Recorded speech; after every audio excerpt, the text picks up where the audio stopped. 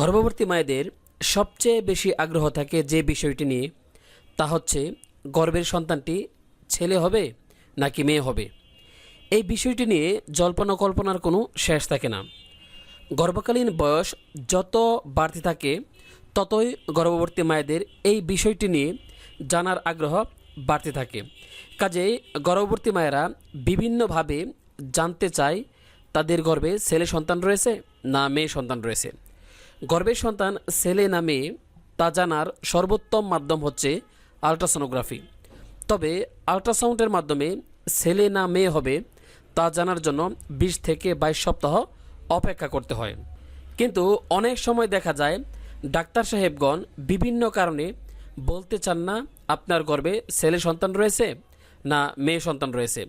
আজকের এই ভিডিও টিউটোরিয়ালের মাধ্যমে আল্ট্রাসোনোগ্রাম রিপোর্টের এমন 5টি সংকেত সম্পর্কে জানতে পারবেন।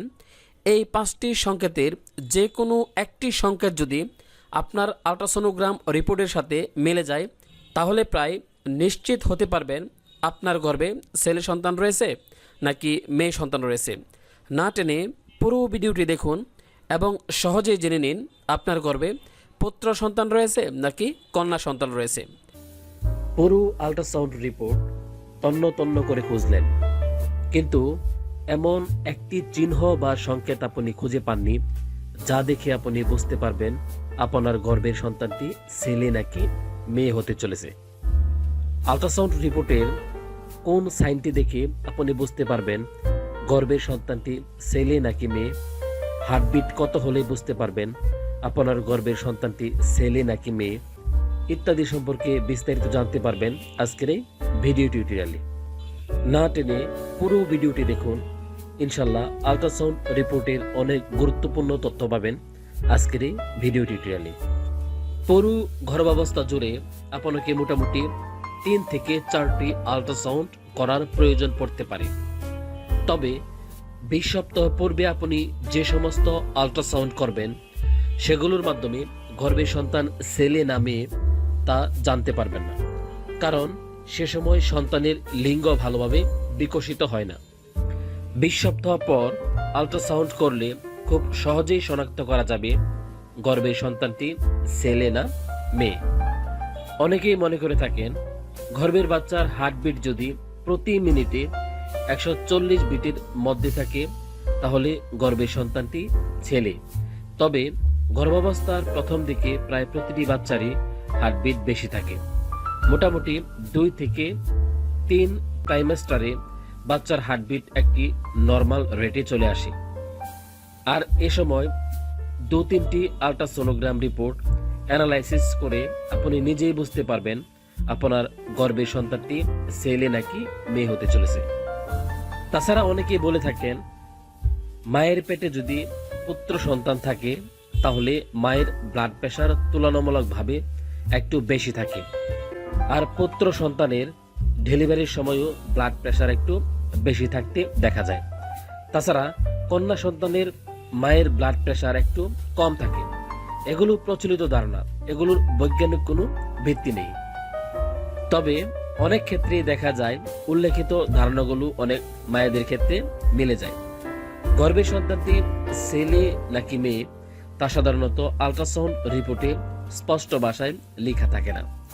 আল্ট্রাসাউন্ড রিপোর্টের ডেসক্রিপশন অংশে কোথাও যদি জেন্ডার এম লেখা থাকে তাহলে বুঝবেন আপনার গর্ভের সন্তানটি ছেলে।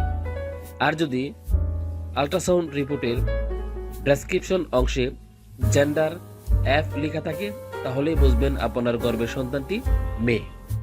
আল্ট্রাসাউন্ডের কোথাও যদি দেখতে পান জেন্ডার বয় লেখা থাকে তাহলে বুঝতে হবে আপনার গর্ভে সন্তানটি ছেলে। আর যদি আল্ট্রাসাউন্ড রিপোর্টের কোথাও জেন্ডার গার্ল লেখা থাকে তাহলে বুঝতে হবে আপনার গর্ভের সন্তানটি মেয়ে।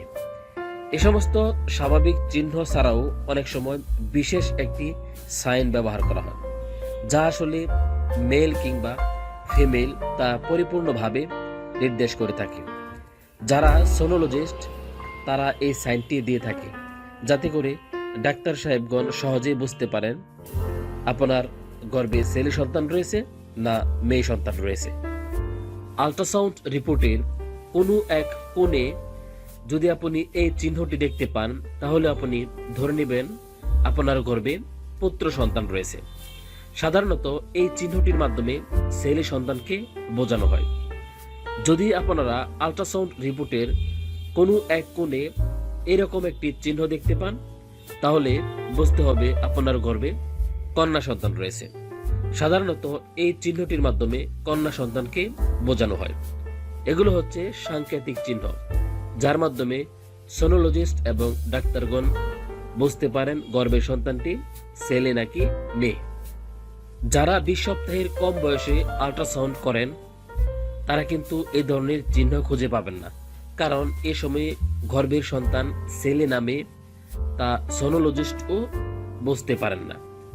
তারপরেও অনেক সময় দেখা যায় যে ডাক্তার সাহেব বলেছেন ছেলে হবে, কিন্তু হয়েছে মেয়ে। অনেক সময় স্পষ্টভাবে দেখা যায় না, যার ফলে অনেক সময় ভুল হয়ে যেতে পারে।